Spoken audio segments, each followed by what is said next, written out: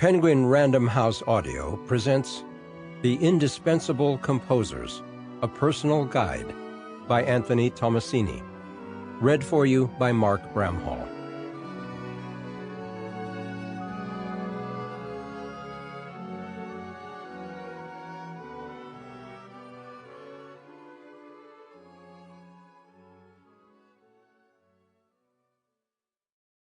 Author's Note: I have been thinking and writing about these composers and their music for decades.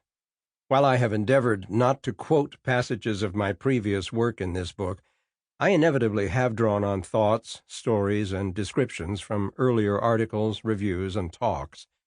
In these chapters, I have blended long-held ideas with fresh impressions. I hope the listener will benefit from what I have to say. Introduction. The Greatness Complex. I must have been about 13 when I first listened to a recording of Bach's Mass in B minor. As a child, I was essentially alone in my passion for music. No one in my family, not even an uncle or aunt, from what I knew, had sung in a chorus, played the guitar, or anything. So the finished basement den of our house on Long Island was my private musical refuge, where I practiced the piano, one of those boxy old uprights, and listened to classical records. About a year earlier, I had begun studying with a new piano teacher, Gladys Gehrig, an awesome woman in her late 60s. A Bach devotee, Mrs. Gehrig had me learning several of the composer's two-part inventions and my first prelude and fugue. One day she urged me to get to know Bach's Mass, the greatest masterpiece of all time, she said. Her words made me eager to hear the piece, but also a little wary. It sounded intimidating. And the recording I found in a store, Herbert von Karajan's weighty, full orchestra version from 1952 on 3 LPs, certainly looked daunting. I may not remember the exact moment I put on side 1, but I remember vividly how those opening choral pleas of Kyrie eleison, Lord have mercy, affected me. Today, after decades of experience with the piece, from hearing numerous performances and recordings, from studying the score in college classes and playing it through on the piano, I still find the music overwhelming, though for me it will always be imprinted by my first reaction long ago in the den. The Mass opens with a 5-part chorus, buttressed by the instrumental forces singing Kyrie in 3 stern chords of increasing intensity. The melodic line, taken by the soprano 1 section, rises up a step, and the harmonies seem to lift with it. This simple musical gesture, an imploring melodic phrase that ascends step by step with each urgent statement, is a timeless music trope. As that 3rd chord on the final syllable of Kyrie cuts off, the members of the soprano 2 section, only they, start to sing eleison on a pleading 3-note ascending phrase, as if saying to their brethren, "Don't give up yet." Before they finish, though, most of the other choristers, too impatient to wait, burst in with a second, even more wrenching cry of Kyrie. The sopranos 1 again carry the top melodic note, having slipped up a scale step to F sharp. You expect this short phrase, just like the first Kyrie, to rise with anguished fervor up higher still to a G. At least that's what I expected, hearing it that first time. Something in the way the notes of the chords mingled made it seem like that was where the harmonies were headed. Instead, as it sounded to my adolescent ears, Bach has the sopranos cling to that F sharp for a piercing moment, digging in with more vehemence, clashing with other voices and instruments. Now, at the time, though I dutifully practiced scales on the piano, I knew almost nothing about harmony, voice leading, suspensions, all the musical elements Bach was utilizing to make this passage so powerful. But intuitively, I must have grasped some of what was going on. I certainly knew what I felt about it. There is a touch of angry desperation in that second cry of Kyrie. It's as if the chorus were saying, "Lord, are you hearing us down here? Hey, we're talking to you. How about some mercy?"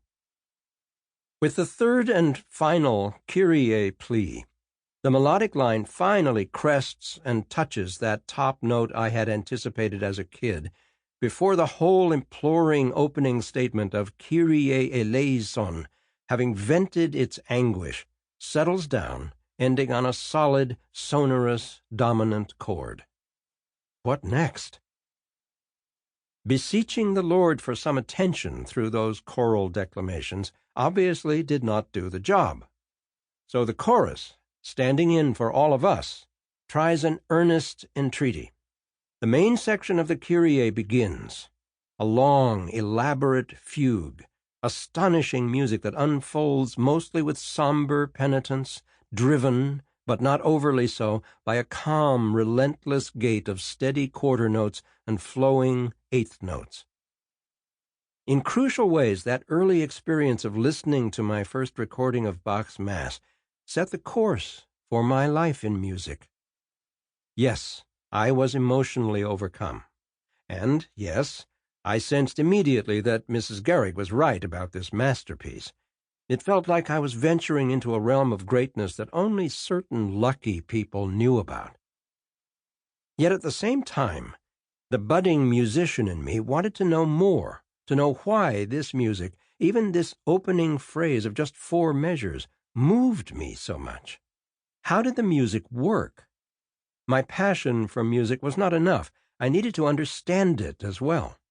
I had to try to grapple with these giants, starting with Bach, always a good place to start. Who was he?